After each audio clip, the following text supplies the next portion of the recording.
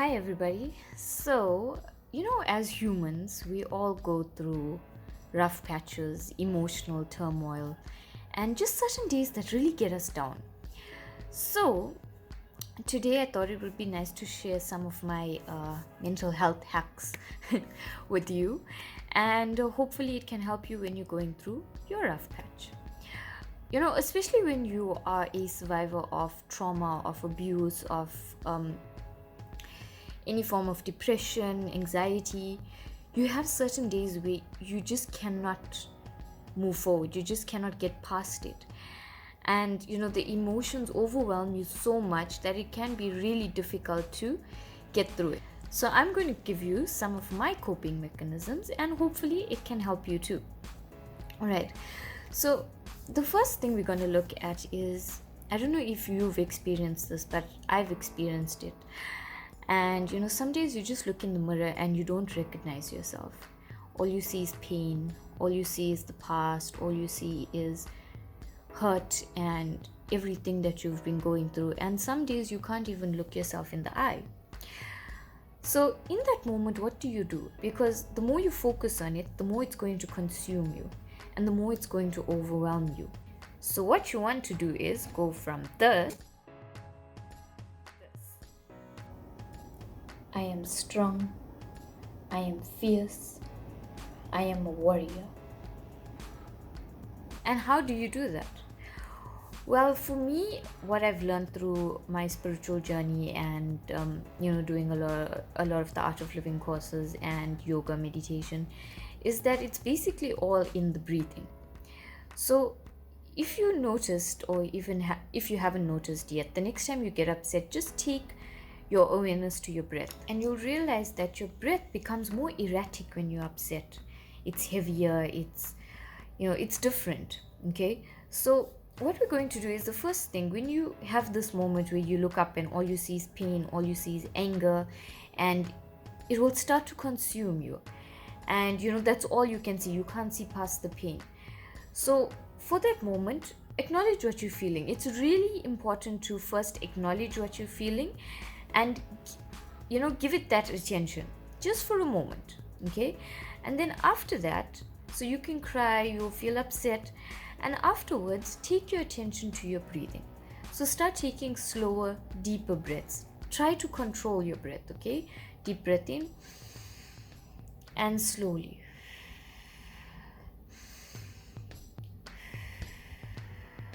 And try and get it as slow and long as possible. Now, once you've started to feel a little bit calmer with your breathing, I want you to look up into the mirror and smile. Even if you force it, even if you fake it, just look and smile. It can be a funny one. It can be something, different, something funny, just even a light smile, but create that smile. And as you're smiling, say out loud to yourself, I'm okay.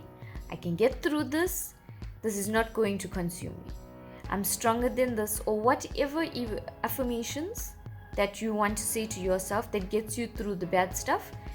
Say your affirmations. And another way to do this is to stick post-its up onto your mirror, so that when you're having these moments where you're melting down, you have something to look at that can snap you back into reality or snap you back into the present moment.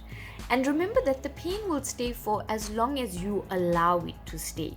Okay, now I know a lot of you will fight this and say, oh, we don't control our emotions and na. Yes, you don't control your emotions, but a lot of the pain that we feel is self-inflicted. We allow it to consume us. We focus mainly on the pain. So all you got to do for that moment is take your focus out of the pain.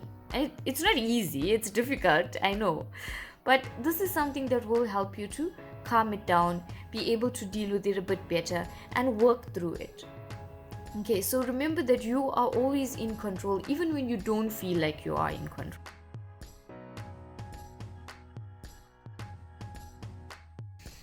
Okay, yeah, so try and make your room feel as safe and as comfortable as you can.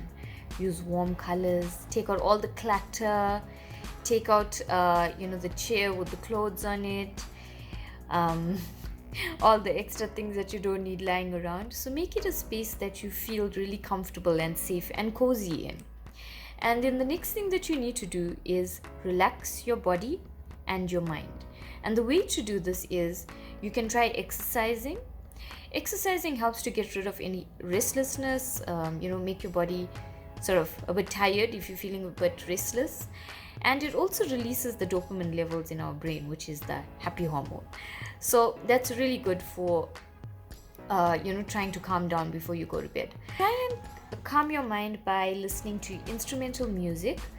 You can listen to music that sort of calms you. Try not to listen to any music that has emotion connected to it, because if you're going to listen to music that makes you feel sad, or listen to music that makes you feel a bit angry and brings out that emotions in you, it's going to leave that impression before you go to bed. So try and avoid that as much as possible. Also, what is very good is having a nice hot shower or warm bath before bed. This relaxes your body, it allows you to calm down, relaxes all your muscles, and will give you a good night's sleep, hopefully.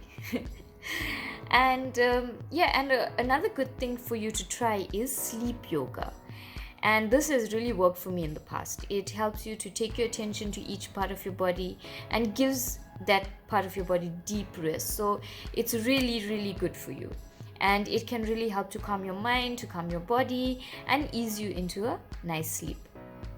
And something that's really important that you're not going to like, that took me a lot of practice, pep talks, and shouting at myself for, is to turn the TV off and to turn or put your phone away at least 1 hour to 30 minutes before you sleep. So no social media, no YouTube, no nothing. Because what happens is, especially with social media these days, you can find something that's going to trigger you before you sleep, and that can bring about a nightmare. There's stories all over Facebook, Twitter, Instagram, everywhere.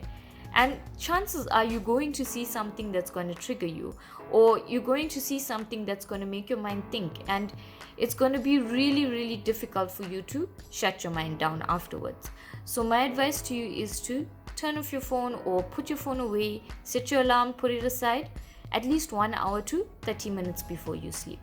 If you want to keep your mind occupied, you can read a book, or just do some deep breathing. And sitting in silence is also really good to calm your mind down. I do this like maybe at least 2 to 3 times a week. I either come from work and I just sit in an hour of silence, or just before I go to bed, and it's really, really good. Another thing that's really important that I learned recently is don't force yourself to sleep. So you're in bed, you're tossing and turning, and it can be really frustrating because I have work the next morning, I don't have time to be awake right now. But when you force yourself to sleep, you're putting yourself in a state of frustration. So the more you're not sleeping, the more you're becoming frustrated, the more you're getting agitated.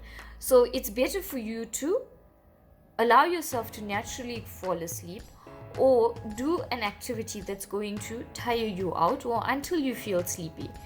Don't sit in bed and try and force yourself to sleep. You can try lying still for maybe about 10 minutes, and if that doesn't work, then get up from the bed, go and do something until you feel sleepy, and then come back and sleep when you're ready. So don't frustrate yourself more trying to sleep, because then you're creating negative emotions, and that's not going to help.